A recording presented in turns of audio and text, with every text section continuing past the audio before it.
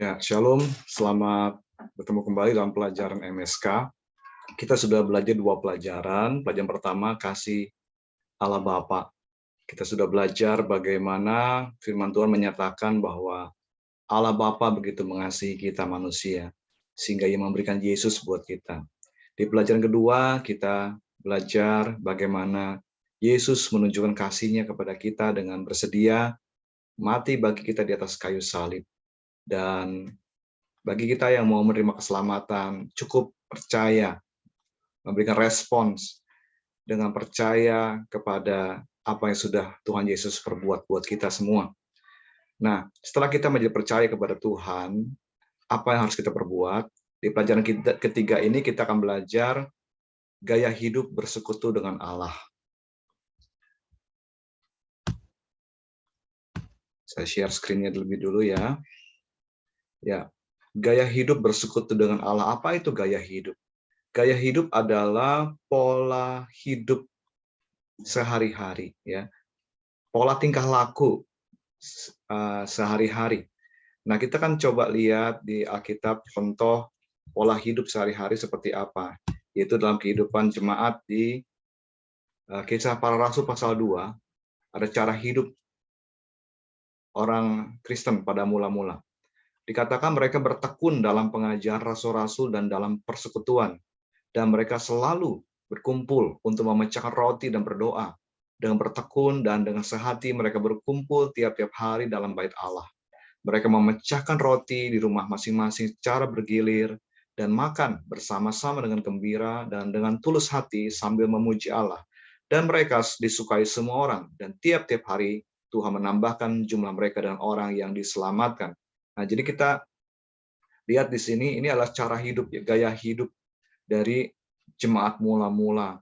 Nah, kita akan belajar pada kesempatan ini gaya hidup khususnya di dalam hubungan kita dengan Allah, gaya hidup bersekutu dengan Allah. Apa itu bersekutu?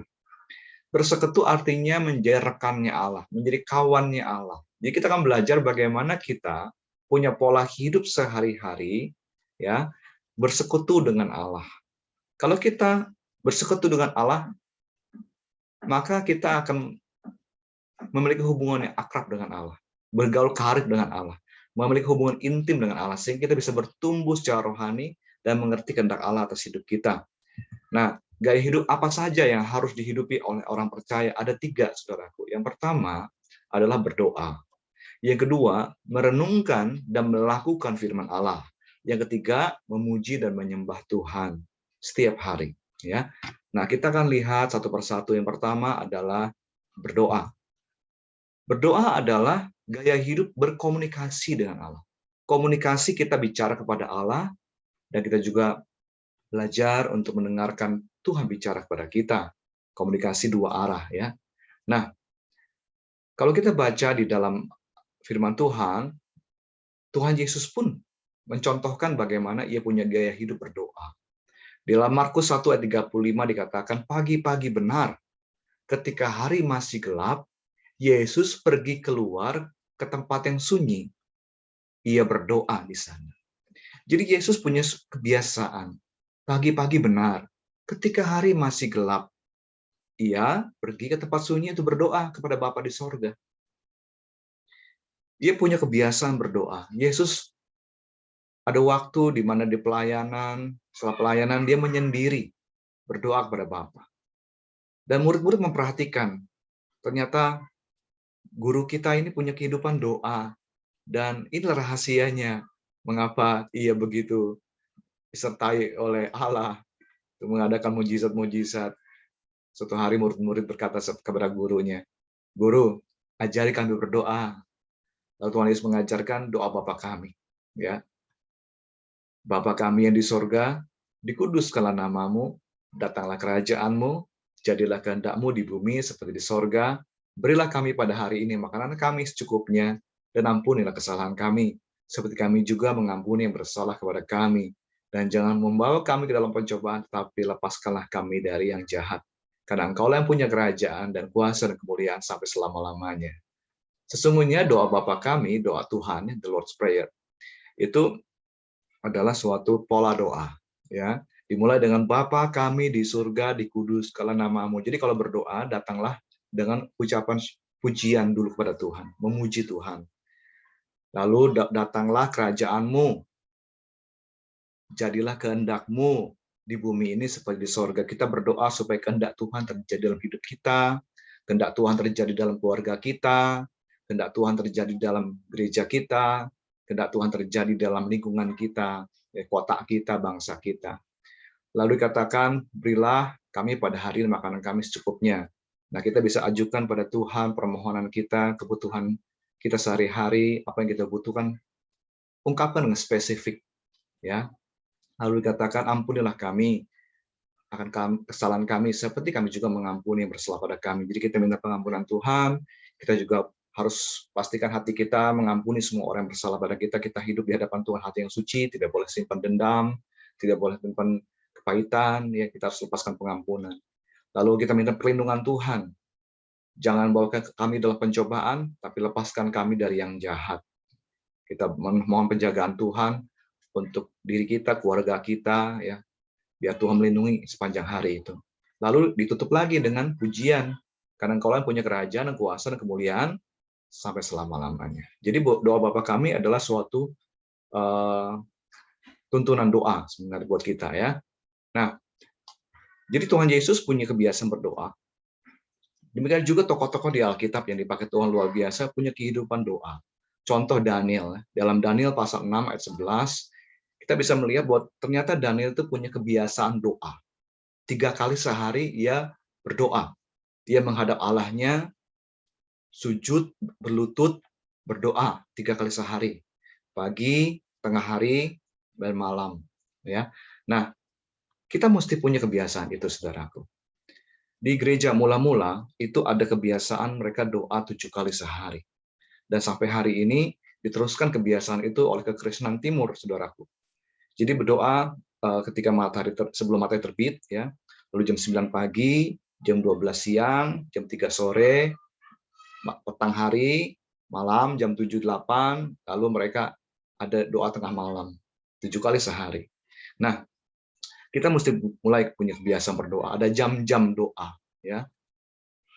Paling tidak 3 kali sehari seperti Daniel, supaya kita punya roh yang luar biasa seperti Daniel. Amin. 3 kali sehari. Bangun pagi, ya. Sebelum kau melakukan aktivitas apapun, menghadap Tuhan, berdoa pada Tuhan. Mulai dari 15 menit setiap hari. Tengah hari ada waktu kosong, doa pada Tuhan. Ada jam doa khusus, kita berdoa setiap waktu. Tetapi ada jam-jam doa di mana kita bisa bersujud, berlutut di hadapan Tuhan. Malam sebelum tidur menghadap Tuhan lagi, berdoa lagi. 3 kali sehari kita biasakan, ya. Nah, saya sendiri sudah mempraktekkan saat ini jam-jam doa, ya. Dan itu menolong saya sekali untuk saya punya hubungan dengan Tuhan. Saya ingin mendekatkan diri pada Tuhan, karena firman Tuhan berkata, mendekatlah kepada Allah, maka Allah akan mendekat kepadamu. Saya punya kerinduan untuk punya hubungan yang akrab dengan Tuhan, ya. Karena hubungan manusia dengan Tuhan itu ada levelnya. Saya rindu suatu hari saya punya hubungan dengan Tuhan itu seperti Musa.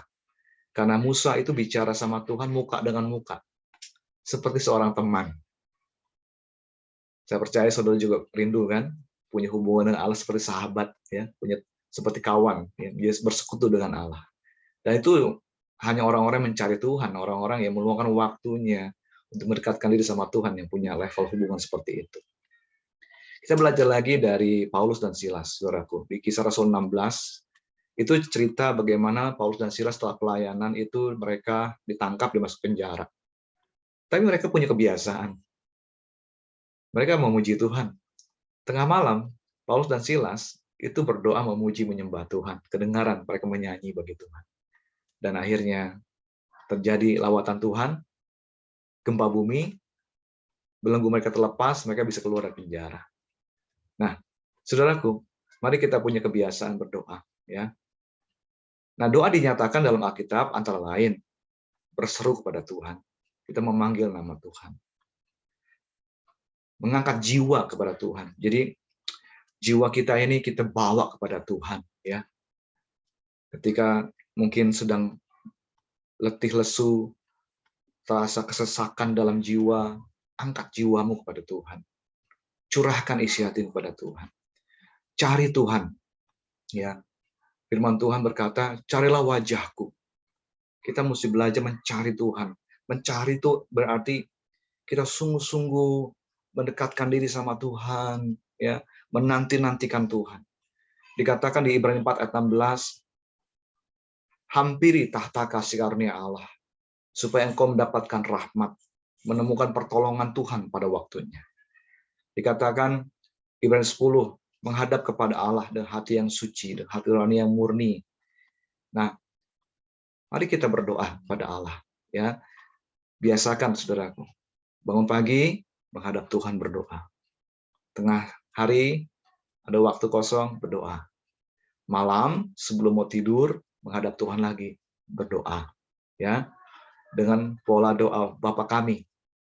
Mulai dengan pujian, lalu doakan supaya kehendak Tuhan terjadi dalam hidup kita. Minta kebutuhanmu, doakan pada Tuhan. Bersihkan hati kita, lalu minta perlindungan Tuhan. Ya, dan akhiri dengan pujian penyembahan pada Tuhan. Nah, yang kedua, saudaraku, gaya hidup yang saudara dan saya perlu biasakan adalah merenungkan dan melakukan firman Allah. Firman Allah adalah segala tulisan yang diilhamkan oleh Allah dalam seluruh isi Alkitab, Perjanjian Lama dan Perjanjian Baru. Perjanjian Lama ada 39 kitab, Perjanjian Baru ada 27 kitab. Kita harus baca itu setiap hari. Ya, berurutan. Firman Allah, Alkitab, harus direnungkan dan dilakukan oleh setiap orang yang percaya, sehingga kita bisa mengalami pertumbuhan rohani dan menjadi kuat di dalam iman kita kepada Kristus. Tuhan Yesus berkata, manusia hidup bukan dari roti saja, tetapi dari setiap firman Allah yang keluar dari mulut Allah. Berapa kali saudara makan setiap hari? Biasanya 3 kali sehari, bukan? Nah, manusia jasmani kita butuh makanan, butuh nasi, butuh roti, ya, butuh spaghetti, dan lain-lain. Bagaimana dengan manusia rohani? Manusia rohani juga perlu firman Allah tiap hari. Jangan biarkan manusia rohani menjadi kering, kurang gizi. Mari kita makan firman Allah setiap hari. Ya, minum susu firman Allah setiap hari. Dalam 2 Timotius 3:16 dikatakan, segala tulisan yang diilhamkan Allah memang bermanfaat untuk mengajar, untuk menyatakan kesalahan, untuk memperbaiki kelakuan, dan untuk mendidik orang dalam kebenaran, sehingga tiap-tiap orang kepunyaan Allah diperlengkapi untuk melakukan pekerjaan yang baik. Nah, kata diilhamkan oleh Allah dalam bahasa aslinya theopneustos, dalam bahasa Inggris inspiration, ya, by God. Nah, theopneustos itu dari kata theos, Allah, ya, Tuhan, dan pneu, nafas. Jadi segala tulisan diilhamkan Allah artinya firman Allah itu diberi nafas ilahi. Nah, dalam bahasa Inggris dikatakan inspirasi. Firman Allah itu bisa memberi inspirasi buat saudara dan saya setiap hari. Karena tulisan yang diilhamkan Allah bukan tulisan biasa. Alkitab, Perjanjian Lama dan Perjanjian Baru, 66 kitab, segala tulisan yang diilhamkan Allah itu dihembuskan oleh Allah. Ada kurang lebih 40 penulis Alkitab, ya, yang menulis Alkitab dalam kurun waktu 1.500 tahun. Mereka tidak pernah ketemu, tapi mereka bisa menulis dengan satu tema yang berkelanjutan. Bukankah itu membuktikan bahwa Alkitab adalah karya Allah, karya Roh Allah, yang memakai para penulis Alkitab sesuai dengan kepribadian karakternya masing-masing. Mereka dituntun, diilhami oleh Allah dalam penulisan naskah aslinya. Ya, mereka tulis dalam bahasa Perjanjian Lama, bahasa Ibrani, ada sebagian bahasa Aram, lalu Perjanjian Baru bahasa Yunani. Mereka menulis dalam inspirasi Roh Kudus, dan itu bermanfaat buat kita semua. Ya, nah, apa manfaat, apa berkat merenungkan dan melakukan firman Allah? Dalam Yosua 1:8 dikatakan, janganlah engkau lupa memperkatakan firman Tuhan. Bertindaklah hati-hati sesuai dengan apa tertulis di dalamnya, supaya perjalananmu berhasil dan kau beruntung. Jadi kalau saudara mau hidupmu berhasil, mau beruntung, saudara mau menjadi orang-orang yang berhasil, sukses, beruntung, renungkan firman Allah, lakukan firman Allah setiap hari. Lalu dalam kitab Yakobus pasal 1 dikatakan, berbagailah orang yang mendengar firman Allah dan melakukannya, karena mereka berbahagia dengan perbuatannya, karena perbuatannya. Dalam Mazmur 119, dengan apa seorang muda dapat menjaga kelakuannya bersih, yaitu dengan menjaganya sesuai firman Allah. Dalam hatiku aku menyimpan janjimu, supaya aku jangan berbuat dosa melawan engkau. Pemazmur punya kebiasaan ya, menyimpan firman Tuhan dalam hatinya, menghafal firman, merenungkan firman. Merenungkan itu dalam bahasa asli haga. Haga artinya memperkatakan firman Tuhan setiap hari. Ya, memperkatakan firman Tuhan, menjadikan firman Tuhan sebagai doanya. Ya, dan kita perlu setelah kita merenungkan, melakukan, saudara, menjaga hidup kita sesuai dengan kebenaran firman Allah. Berikutnya, Kisah 17, kalau saudara dan saya merenungkan, menyelidiki firman Tuhan, akan membuat hati saudara dan saya seperti tanah subur. Tuhan Yesus memberikan perumpamaan, ada benih yang ditanam di semak duri, ada di bebatuan, ya, dan ada juga benih yang ditanam di tanah yang subur. Nah, hati kita, saudaraku, biarlah menjadi tanah yang subur buat firman Allah. Dan hati yang seperti tanah yang subur itu dihasilkan dari hati yang mau belajar firman Tuhan. Hati yang mau menyelidiki firman Tuhan, mempelajari firman Tuhan. Jadi saya mau ajak saudara semua, ayo mulai punya kebiasaan, ya, dengar firman Tuhan setiap hari, baca firman Tuhan setiap hari, baca berurutan ya. Mulai dengan 2 pasal setiap hari, pagi 1 pasal, malam 1 pasal. Kalau sudah bisa konsisten 2 pasal, tambahkan. Kalau saudara baca tiap hari 2 pasal, maka saudara bisa selesaikan Alkitab dalam waktu 2 tahun, ya, 66 kitab itu. Dari Kejadian sampai kitab Wahyu. Kalau saudara punya kebiasaan membaca 4 pasal setiap hari, saudara akan selesaikan Alkitab, Kejadian sampai Wahyu setahun sekali, ya. Nah, silakan saudara mulai. Mulai dari 2 pasal setiap hari terlebih dulu, ya. Baca firman Tuhan setiap hari. Konsisten. Kemudian setelah baca, pelajari firman Tuhan. Ketika membaca firman Tuhan, kita bisa menyelidiki apa yang kita baca, siapa, kapan, di mana, mengapa, dan bagaimana saya menerapkan firman Tuhan. Kemudian hafalkan firman Tuhan, ya. Menghafal firman Tuhan, nyimpan firman Tuhan dalam hati supaya nanti firman Tuhan itu saat diperlukan akan keluar sendiri. Roh Kudus akan mengingatkan. Kemudian setelah dihafalkan, direnungkan, diperkatakan firman Tuhan itu. Jadikan sebagai doamu. Terakhir, lakukan firman Allah. Maka kau diberkati Tuhan. Amin.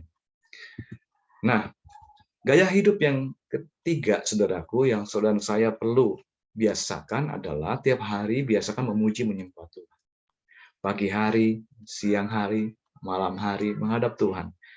Apa bedanya pujian dan penyembahan? Sebenarnya pujian penyembahan itu mirip, saudara. Tapi kalau pujian itu lebih kepada tindakan mengagungkan, membesarkan, memuliakan Tuhan atas apa yang telah, sedang, dan akan Tuhan perbuat. Ya, Tuhan sudah menebus hidup kita mengucap syukur, memuji Tuhan. Tuhan sudah berkorban buat kita, buat pertolongan Tuhan, buat berkat Tuhan, penyertaan Tuhan, dan sebagainya. Sedangkan penyembahan adalah tindakan untuk mengagungkan, membesarkan, memuliakan Tuhan karena pribadinya Allah. Karena Allah itu kudus, Allah itu besar, aku memuji Engkau, Allah yang agung, Engkau Allah maha tinggi, Engkau mulia, Engkau raja, Engkau pencipta. Jadi pujian lebih penekanannya kepada perbuatannya Tuhan, apa yang Tuhan sudah perbuat buat saudara saya. Kalau penyembahan karena pribadinya Allah sendiri, kita menyembah Tuhan, gitu ya. Nah, mengapa kita perlu memuji menyembah Tuhan? Tentu saja karena Tuhan adalah pencipta kita dan juga karena Dia penebus hidup kita. Karena perbuatan Tuhan, karya keselamatan Tuhan, bagaimana Tuhan telah menyelamatkan hidup saudara saya, bagaimana Tuhan telah menolong, maka kita memuji menyembah Tuhan. Kita menjadi orang yang tahu berterima kasih ya. Setelah diselamatkan Tuhan, setelah ditolong Tuhan, ucapkan syukur pujian pada Tuhan. Yang kedua, karena sifatnya Tuhan. Kita memuji menyembah Tuhan karena Dia kudus, karena Dia baik, karena Dia penuh kasih, karena Dia benar. Kita memuji Tuhan. Yang ketiga, memuji menyembah Tuhan karena kita bersyukur buat berkat-berkat, buat janji-janji firman Tuhan. Ya. Nah, bagaimana kita bisa memuji menyembah Tuhan? Dengan suara kita bisa memuji menyembah Tuhan. Menyanyikan mazmur, kidung, nyanyian rohani, lagu rohani. Nah, kalau mazmur itu adalah nyanyian rohani yang kita nyanyikan dengan diri, alat musik, itu mazmur. Ya. Kita bisa bersorak-sorai bagi Allah kita. Lalu kita bisa menggunakan tangan kita, mengangkat tangan, tanda menyerah kepada Allah. Lalu kita bisa tepuk tangan. Kalau kita mengagumi sesuatu kan, kita bertepuk tangan. Ya. Nah, demikian kalau kita dalam ibadah, kita kagum akan Tuhan, kita bisa tepuk tangan sambil bersorak-sorai bagi nama Tuhan. Kemudian kita bisa mainkan alat musik, bagi saudara yang bisa main alat musik, ya, alat musik petik, alat musik tiup, alat musik pukul, itu kita bisa pakai untuk memuji menyembah Tuhan. Nah, kita bisa memuji Tuhan juga dengan sikap badan kita. Kalau kita menghormati seorang kan kita bangkit berdiri kan. Nah, demikian juga kita bisa berdiri di hadapan Tuhan. Kita bisa, kalau sukacita bisa menari di hadapan Tuhan, ya, seperti Daud menari-nari bagi Allah. Lalu ketika ada orang mengatakan, kamu seorang raja, kau menghinakan dirimu menari seperti itu bersama dengan budak hamba-hamba itu. Daud berkata, bagi Tuhan, aku bahkan mau lebih menghinakan diriku, asal aku bisa memuji menyembah Tuhan. Daud menari-nari bagi Allah. Dia tidak malu, karena dia bersyukur, bersukacita punya Tuhan Allah. Lalu kita dengan sikap badan kita juga kita bisa bersujud proskuneo dengan dahi sampai ke tanah. Itulah penyembahan, saudara. Nah, saudara bisa memuji Tuhan dengan suaramu, dengan tanganmu, dengan sikap badanmu. Ya, itu adalah apa yang Alkitab ajarkan buat kita. Nah, mulailah punya kebiasaan bangun pagi, nyanyikan pujian, ya, nyanyikan 1-2 lagu buat Tuhan. Siang hari kalau ada waktu, saudara memuji menyembah Tuhan lagi. Malam sebelum tidur nyanyi lagi buat nama Tuhan. Ya, kalau saudara bisa main alat musik pakai gitar, alat musik apa yang saudara kuasai bisa diiringi ya puji menyembahan dengan alat musik itu. Bahkan Daud berkata 7 kali dalam sehari aku memuji-muji Tuhan. Jadi Daud itu punya kebiasaan 7 kali sehari memuji-muji Tuhan, makanya dia dekat dengan Tuhan. Di Alkitab itu dikatakan Daud itu berkenan di hati Allah. Kenapa? Dia seorang penyembah, seorang yang dekat di hati Tuhan. Apakah saudara rindu menjadi orang yang dekat dengan Tuhan? Jadilah penyembah Tuhan. Ya. Nah, kita sudah belajar ada 3 gaya hidup bersekutu dengan Tuhan Allah supaya kita makin intim ya, menjadi kawannya Tuhan, jadi sahabatnya Tuhan. Yang pertama, kita perlu berdoa, punya kebiasaan berdoa. Yang kedua, merenungkan dan melakukan firman Tuhan. Yang ketiga, memuji menyembah Tuhan. Nah, saudaraku nanti di kelompok saudara bisa sharingkan ya, hal-hal apa yang seringkali membuat saudara kehilangan persekutuan intim dengan Allah. Apa yang membuat saudara terganggu sehingga tidak punya persekutuan yang intim dengan Tuhan Allah. Entah itu kesibukan saudara, atau hobi saudara, atau apapun itu ya. Lalu yang penting adalah komitmenmu apa? Komitmen saudara apa? Agar persekutuan dengan Allah menjadi sebuah gaya hidup. Ya, tidak kita sudah belajar 3 tadi kan.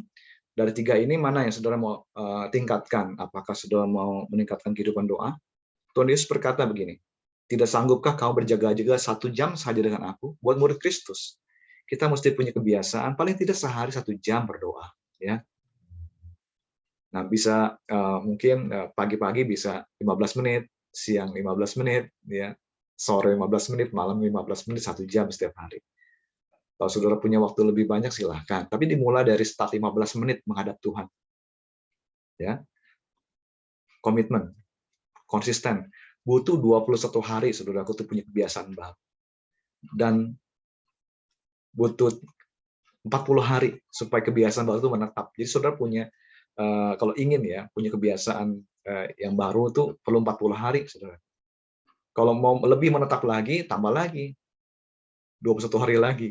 Jadi butuh 60 hari ya untuk kebiasaan baru itu menetap. Membaca firman Tuhan itu kebiasaan, saudara. Mulai dari 2 pasal setiap hari. Kalau saudara mau komitmen tiap hari 2 pasal, silakan. Kalau saudara sudah 2 pasal, tingkatkan jadi 4 pasal setiap hari supaya setahun habis ya. Berurutan kalau baca Alkitab itu ya, berurut dari kitab Kejadian pasal 1, pasal 2, pasal 3, pasal 4.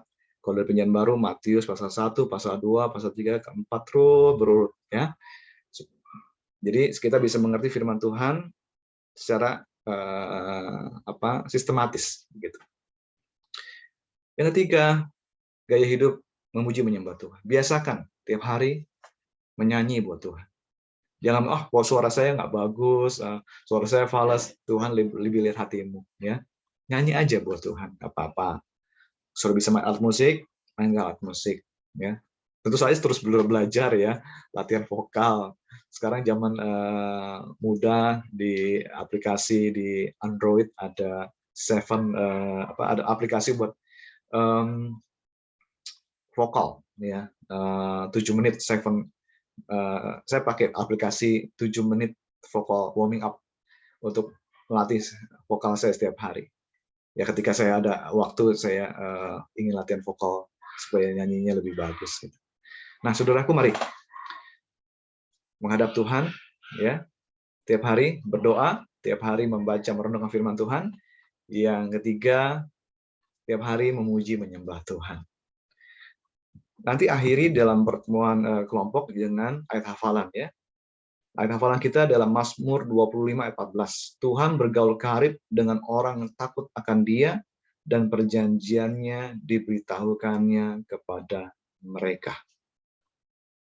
Baik, selamat berdiskusi, Tuhan memberkati.